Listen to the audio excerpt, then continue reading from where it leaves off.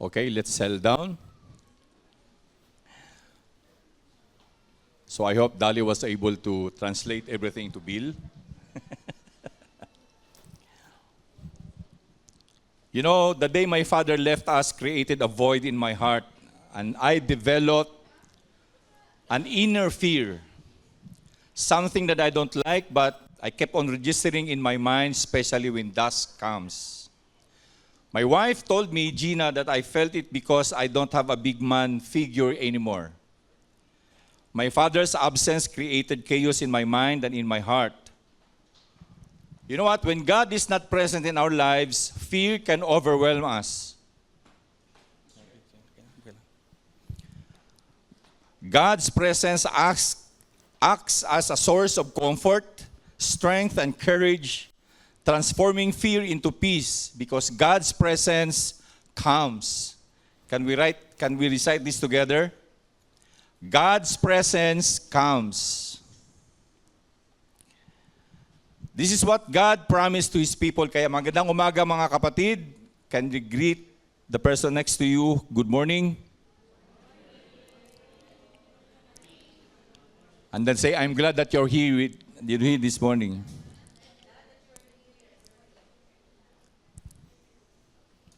Today, we will continue with our series, Fearless Resting in God's Promises. This theme is based on the prophet Isaiah's writings in Isaiah chapter 41, specifically verse 10. But I would like to invite everyone to please stand up in reverence to God's word.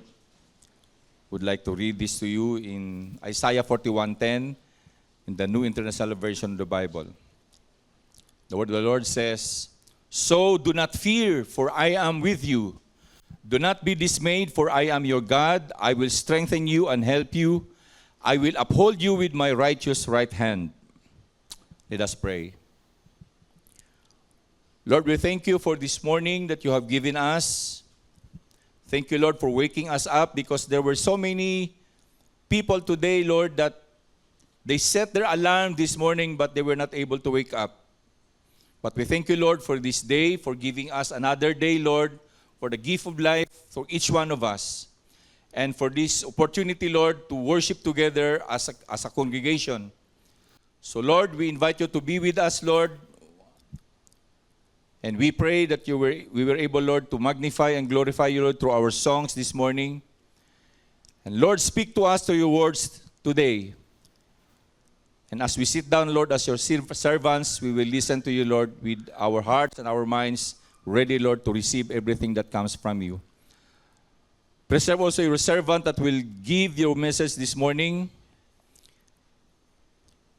Likewise, Lord, he is a sinner, so forgive him, Lord, and make him worthy, Lord, to deliver your words this morning. Maraming salamat. We give you all the glory and honor in Jesus' name, and everybody will say, Amen, amen. You may now sit down.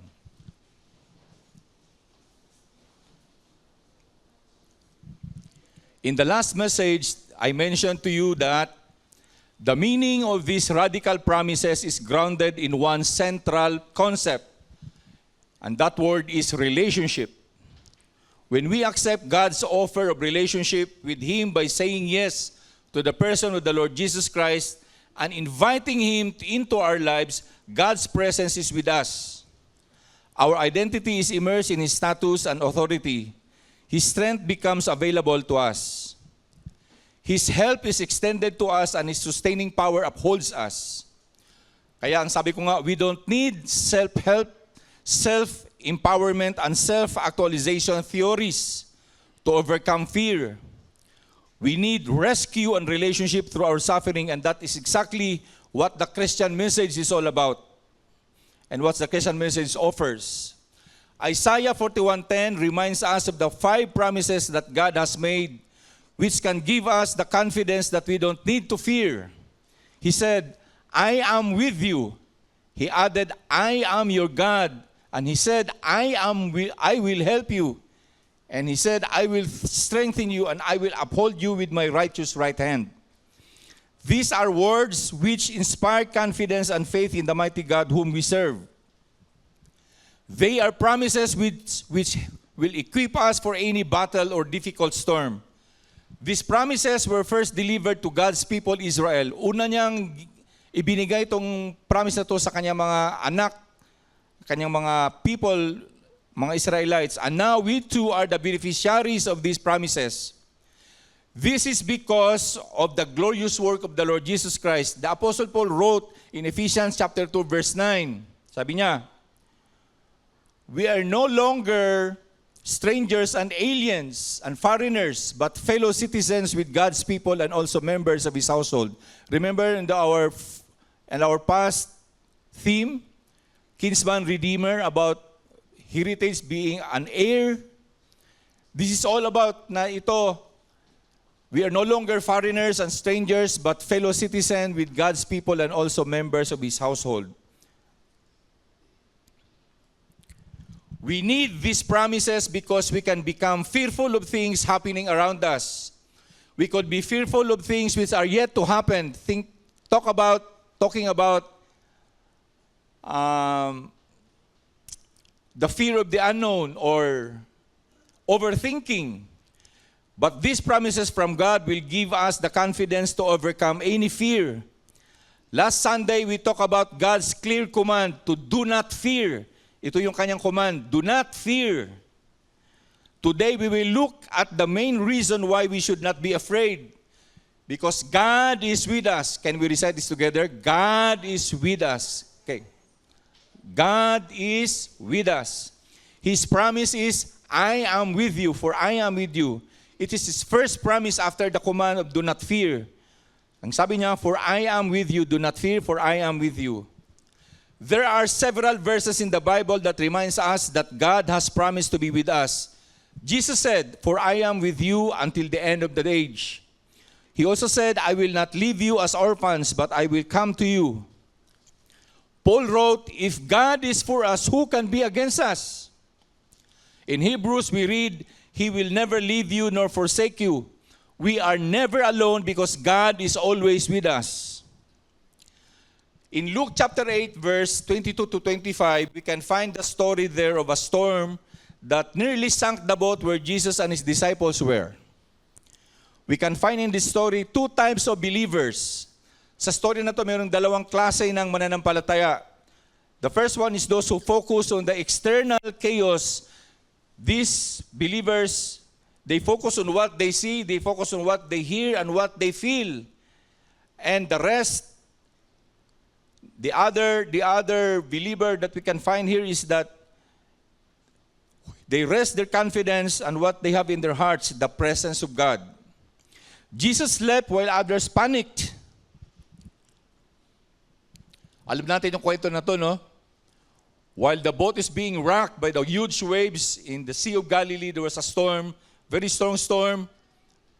The disciples were very afraid, and then the Lord Jesus Christ was just simply sleeping there, like that. And then all of these disciples were very, very afraid. Jesus knew the storm could not destroy what God has already established. When He woke up, He spoke directly to the storm. He rebuked it, and everything became calm. He said, stop. He said to the storm, stop, be calm, peace. You see, mga kapatid, what you carry inside you will always be more powerful than what you face outside. What is inside you will always be more powerful than what you face outside. When we allow external circumstances to control our emotions, we weaken our inner world. Kapag inaalaw natin na yung mga external na mga circumstances sa buhay natin, ito yung nagpapabagal, ito yung nagpapahina sa ating emotions, and we weaken our inner world. Both David, when he was facing Goliath, and the Lord Jesus Christ, when He was in that storm, merong isang pattern that they followed, the same pattern. They followed the same pattern. They silenced every opposing voice, stood firm on the word, and spoke with authority. When we fill our lives with God's word, we build a wall against fear. Kinanta natin kanina, babad. Di ba? Or mananatili sa iyong lilim. When we fill our lives with God's word, we build a wall against fear. The key here is not to ignore the problem, but to face it with authority that God has given us. You see, David spoke to Goliath first before he defeated him. Jesus commanded the storm before calming it down. The power was not in the stone or not in the boat. It was in their words, backed by the presence of God. He is with us as we worship Him. He is with us and watches over us even when we go to sleep. Kaya kami ni Gina every night, we always pray, God, watch over us. Put our heads around this home, in this bed, so that the power of the devil will not, tawag nito, penetrate. So we pray always that God will put a hedge around us. Every night when we sleep, para pag gising natin kinabukasan, nagigising pa tayo.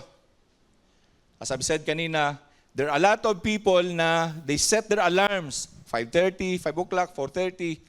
Pag alarm, di na nagigising. But today we are here. Amen? We thank you for that. We thank God for that. He is with us whether we are working, we are witnessing, we are serving, or even if we end up at a doctor or a hospital. He is with us. You see, last year, every time na meron akong schedule to have an MRI or have a PET CT scan, pag ilalagay ka sa MRI, the technicians there will put a headset para hindi mo marinig yung loob ng machine. Kasi sa loob ng machine, pag wala kang headset, na marinig mo, boom, boom, boom, boom, plang, plang, plang, plang. Yun lang marinig mo doon. And then, if you're inside and you are tied like this, hindi mo maiwasan na magkakaroon ka ng nervyos, matatakot ka. Ask my wife. But every time na pinapasok ako doon, nilalagay yung headphone, nilalagay nila ng music para hindi madingig yung sa loob ng makina. Sabi ko, tanggalin nyo na lang yung music because I have a music in my mind. Alam nyo kung ano nasa music, anong music sa mind ko? I hum and sing silently. My life is in you, Lord. My hope is in you, Lord. My strength is in you, Lord. Every time na pinapasok ko doon sa machine na yan, it's a very high-tech na machine, to take a look at your head, at your whole body. You see, there is no place on earth where God cannot be with us. There is no place on earth that God cannot be with us. He can always be with us. Because the Bible talks about the fact that the presence of God is everywhere in a general sense. The wicked cannot hide from Him. Psalm 33:13-14 and Psalm 139:7-12 says that they can't do things in the dark and not be seen by Him who sees everything everywhere. God can see everything and everywhere. But when we talk about God's promise that I am with you, we are not talking about the general sense of Him being present everywhere. We are rather talking about the fact God is with us personally. Not only that He can see us, but that He is on our side. Amen? And that's the promise that He has given. It is in that sense that He is with us. God is with us despite difficult circumstances. He is with us through the fierce storms of life. He is with us through the testing fire. He is with us when things are going well for us. God is not just with us kung tayo ay nasa mabigat na mga karamdaman o problema. He is also with us when we are happy, when we are celebrating. Like this right now, He is with us today. Amen? He is with us when things are tough. So kung ang palagay natin sa mga buhay natin, tayo ay naghihirap, God is with us. Because God's presence comes. Ito nagbibigay sa atin ng kapayapaan. The Bible is offering us assurance that God is always with His people, regardless of circumstances, emotions, or location. This promise is true because of God's character as a promise keeper, who is faithful, unchanging, and omnipresent. Siguro, one of these days, we'll go back to our old series before about God's characteristics. We have this series before, and we had a Bible study about God's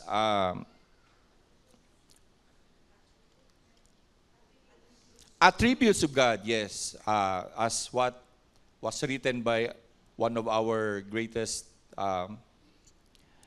apologists and evangelists, A.W. Tozer.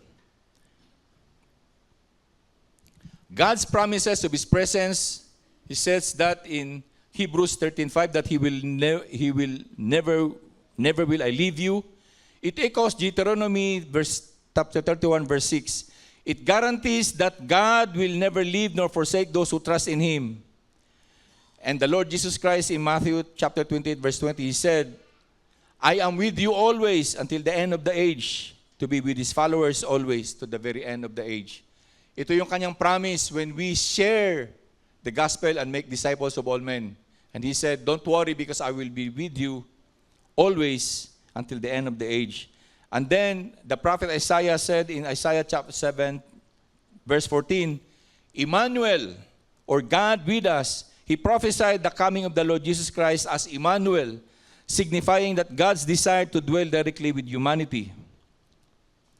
And He said in Exodus 33:14, my presence will go with you. This is the promise of, this is the prayer of, or this is the promise of God to Moses when Moses said, I will not go to that, I will not go back to Egypt and talk to Pharaoh if you will not be with me. And the Lord promised him, my presence will go with you.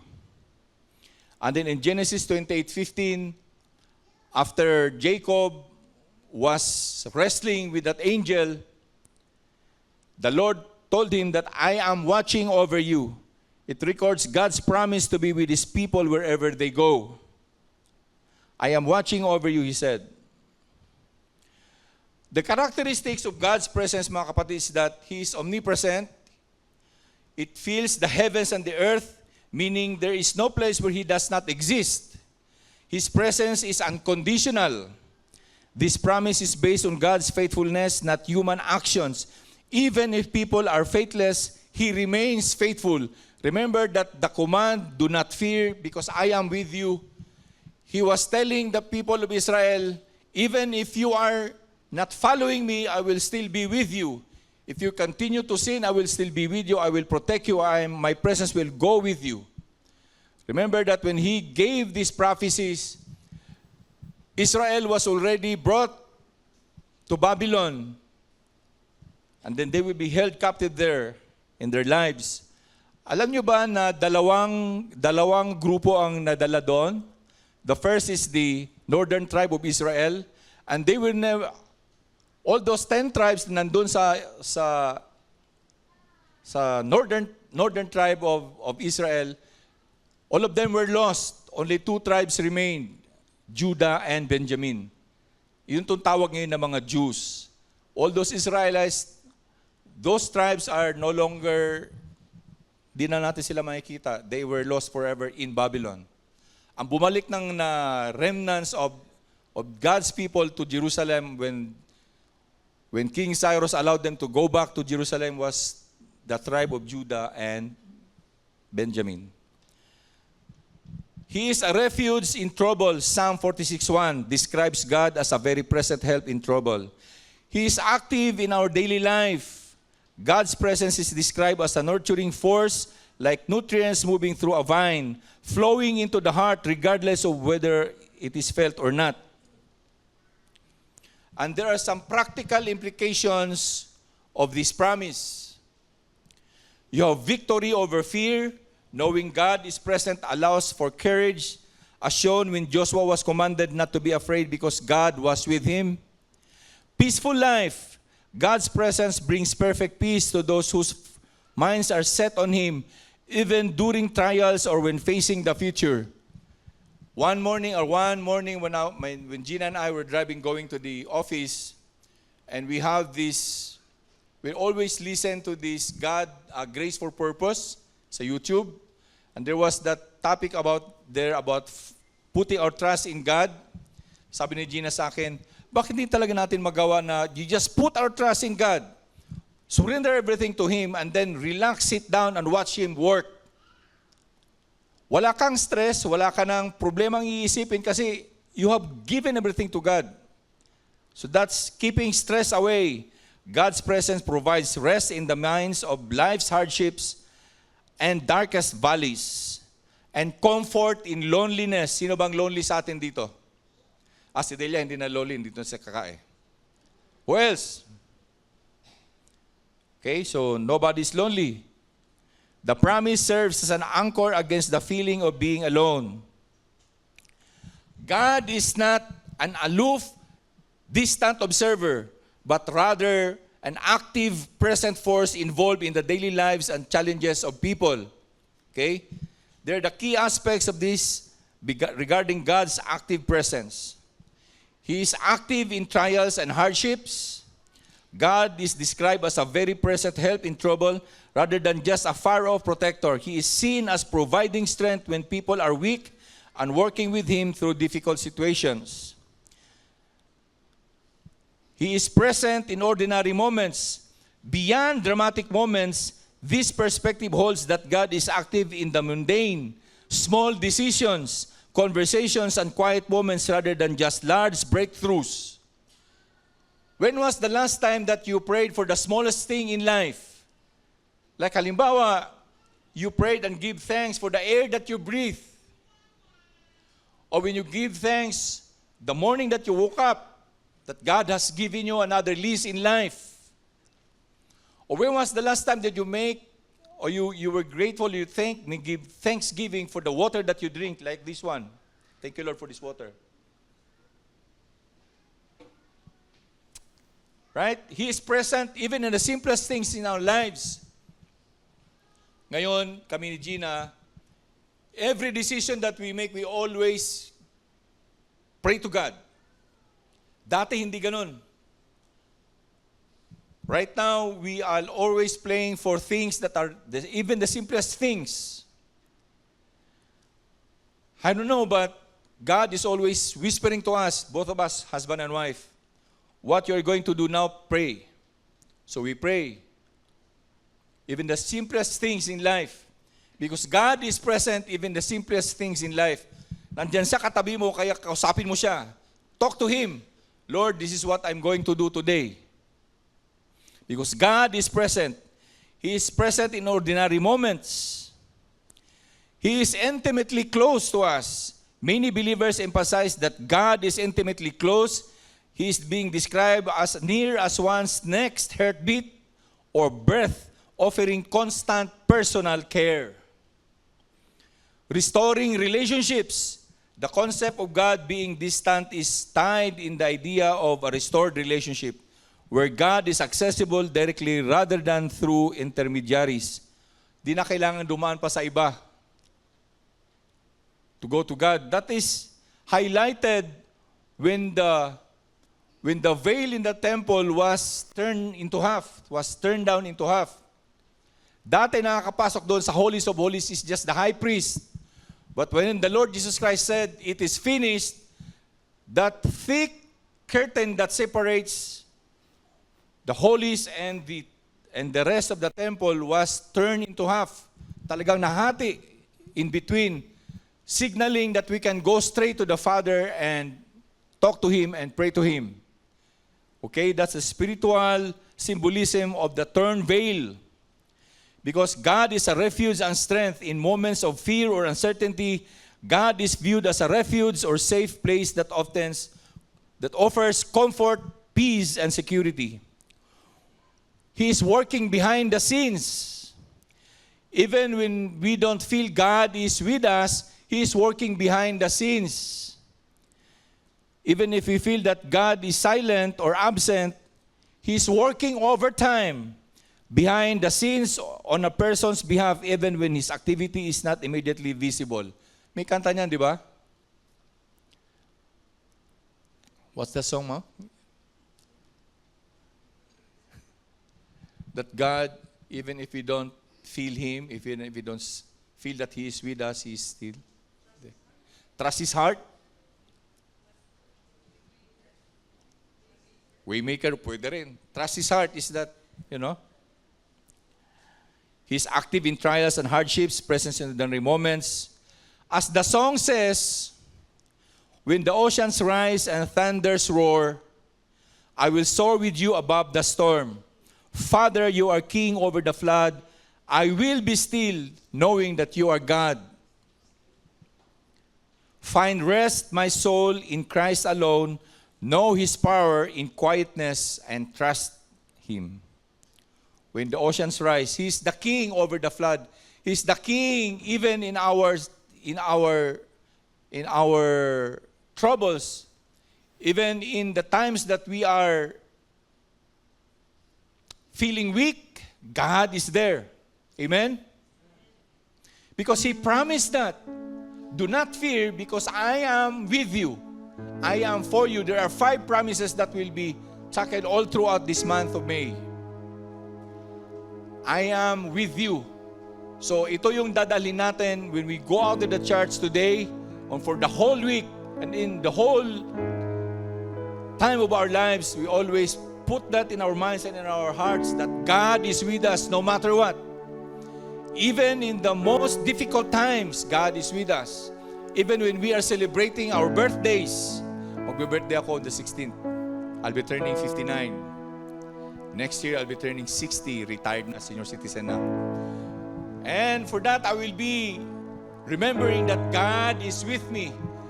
That time that our Father left us, I've told you that there's that void in my heart to be fearful. Today, that fear is no longer present. It's no longer present because God is with me and with us.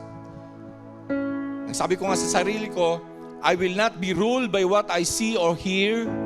I will act by faith because God is with me, and nothing can stand against His presence in me. By His words, He has given me authority. Can we flash that so that we can recite this together? Can we all stand up? And let's read this together. Okay? I will act by faith because God is with me, and nothing can stand against His presence in me. By His words, He has given me authority. Amen, amen, and amen.